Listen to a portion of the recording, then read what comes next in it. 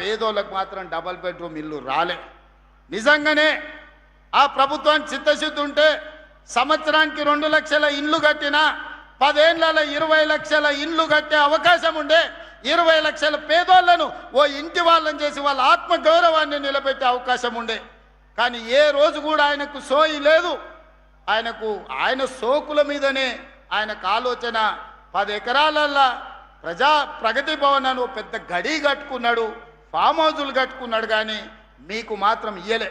కానీ మీ తమ్ముడు 2 ఏళ్లలో 7 లక్షల ఇండ్లు పేదలకు కట్టించి ఊరూర ఇందిరమ్మ ఇండ్లున్నాయి. అందుకే ఆ రోజు చంద్రశేఖరరావు గారికి సవాల్ విసిరిన, ఏ ఊరిలో నువ్వు డబుల్ బెడ్రూమ్ ఇల్లు కట్టించినవో ఆ ఊర్లో ఓట్లు నువ్వేపించుకో.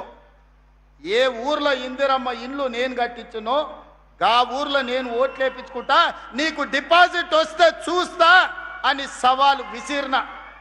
ఇవాళ కూడా సవాల్కు కట్టుబడి ఉన్నా.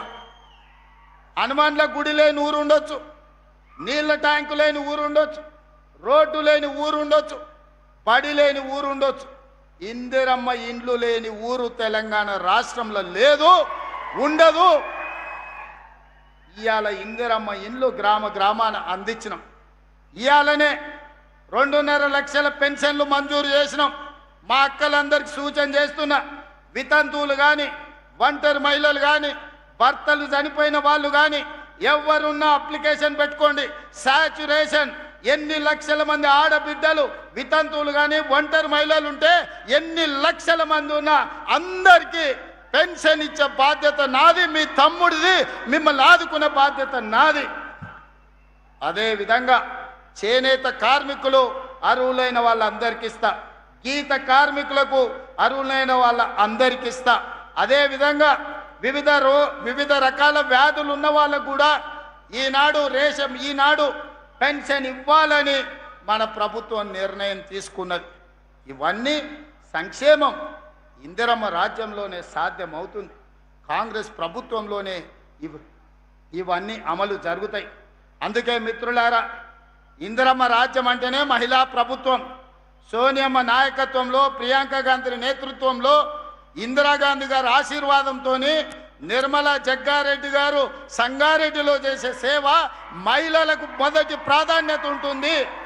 మా ప్రభుత్వంలో మహిళలకు గౌరవం ఉంటుంది, బాధ్యత ఉంటుంది. ఈరోజు పరిపాలనలో వాళ్ళ భాగస్వాములు అవుతారు. 5 ఏళ్ళు మంత్రి అనోడు ఒక మహిళకు ఈరోజు మహిళల గురించి ఉద్ధరించే మాటలు మాట్లాడుతున్నాడు. ఒక్కసారి ఆలోచన చేసి ఇట్లా మాట్లాడేటోళ్ళకు ఒకటే మందు, రొట్టెలు చేసేటప్పుడు సలాకి ఎర్రగాల్చి వాతలు పెడితే ఇట్లాంటి తప్పుడు మాటలు తక్కువ మాట్లాడతారు. అందుకే మిత్రులారా, మహిళల తర్వాత నిరుద్యోగ యువకులు, విద్యార్థులు ఈ రాష్ట్రాన్ని ముందుకు నడిపిస్తున్నారు. ప్రభుత్వ ఉద్యోగాలలో ఆనాడు తెలంగాణ ఉద్యమమే ఉద్యోగాల కోసం. మరి ఆ ఉద్యోగాలు ఇవ్వకుండా ఇంటి నిండా వాళ్ళు ఉద్యోగాలు తీసుకున్నారు. ఆయన ముఖ్యమంత్రి అయిండు, అల్లుడు మంత్రి అయిండు, కొడుకు మంత్రి అయిండు, బిడ్డ ఎంపైంది, సటకుని కొడుకు ఎంపైండు, చుట్టాలోళ్ళు బొచ్చడు మంత్రులైన కోట్ల రూపాయలు 100 కోట్లు సంపాదించుకోరు. మన పిల్లలకు మాత్రం నౌకరు ఇయ్యలే. బిడ్డను ఓడిస్తే మళ్ళీ ఇచ్చిండు, చుట్టాన్ని ఓడిస్తే మళ్ళీ ఇచ్చిండు. మనకు మాత్రం నోటిఫికేషన్లు ఇచ్చిండు, ప్రశ్నపత్రాలు అమ్ముకున్నాడు. పిల్లలకు మాత్రం నౌకర్లు ఇయ్యలే. నేను వచ్చిన మొదటి సంవత్సరంలోనే లెక్క గట్టి 70,000 పైగా ప్రభుత్వ ఉద్యోగ నియామకాలు చేపట్టినాం. మా దామాన్ని ఇప్పుడే చెప్పిండు, 16,000 మంది మెడికల్ అండ్ హెల్త్లో ఇస్తే 10,000 మంది నర్సులను అంటే ఆడపిల్లలకు ఉద్యోగాలు ఇచ్చినామని ఇంతకుముందే మా దామాన్న చెప్పిండు. 70,176 ప్రభుత్వ ఉద్యోగాలు తెలంగాణ రాష్ట్రంలో ఇప్పటికీ నియామకాలు చేపట్టినాం. ఇప్పుడు దాదాపుగా ఇంకొక 10,000 ఉద్యోగాలకు ఈరోజు నోటిఫికేషన్లు ఇచ్చినాం. పిల్లలందరూ కూడా జాగ్రత్తగా చదివి పోటీ పరీక్షలకు ప్రిపేర్ కాండి. వయసు రిలాక్సేషన్ కావాలంటే ఇచ్చిన భవిష్యత్తు ఖాళీలు కూడా ప్రతి 6 నెలలకు పోటీ పరీక్షలు నిర్వహిస్తా. ఏ ఖాళీలను కూడా గాలికి వదిలేయను.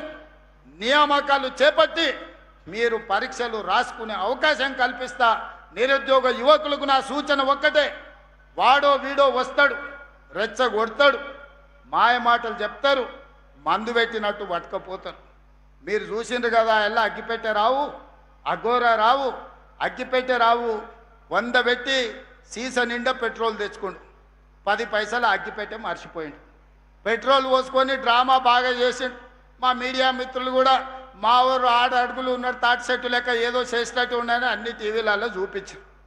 పిల్లలు చూసి ఆవేశానికి లోనయ్యి శ్రీకాంతాచారితో మొదలు పెడితే కానిస్టేబుల్ కిష్టయ్య, ఈశాన్ రెడ్డి, వేణుగోపాల్ రెడ్డి, సురేష్ నాయక్ ఇట్లా చెప్పుకుంటూ పోతే 1200 మంది పిల్లలు ఆత్మ బలిదానాలు చేసుకున్నారు. నిట్ట నిలువున తన తనువులను కాల్చుకొని తెలంగాణ రాష్ట్రాన్ని సాధించారు. మరి 100 రూపాయల పెట్రోల్ తెచ్చుకున్న చుట్టాలలో ఎవడన్నా అగ్గిపుల్లతోనన్నా చిన్న కాల్చుకున్నాడా? రెచ్చగొట్టి ప్రజల ప్రాణాలు తీసుకోవడంలో నెంబర్ 1. అందుకే ఈనాడు మళ్ళా పిల్లల్ని రెచ్చగొట్టాలి. కోల్పోయిన అధికారాన్ని సాధించుకోవాలంటే పిల్లల్ని రెచ్చగొట్టాలి. వాళ్ళు శవాలుగా మారాలి. ఆ శవాలనే పునాదులుగా చేసుకొని అధికారంలోకి రావాలని కుట్రలు చేస్తున్నారు, పెట్టుబడులు పెడుతున్నారు. నేను మీ అన్నగా చెప్తున్నా, రేవంత్ అన్నగా మీకు మాట ఇస్తున్నా. మాట ఇస్తే మట్టిలో కలిసే వరకు మాట కోసం నిలబడే నాయకుడు ఎవరైనా ఉన్నారంటే ఇందిరాగాంధీ, సోనియా గాంధీ, రాహుల్ గాంధీ వాళ్ళ నాయకత్వంలో నేను, జగన్న, ఉత్తమన్న, మహేష్ గౌడ్ గారు కలిసి పనిచేస్తున్నాం. మీకు ఉద్యోగాలు ఇచ్చే బాధ్యత మాది.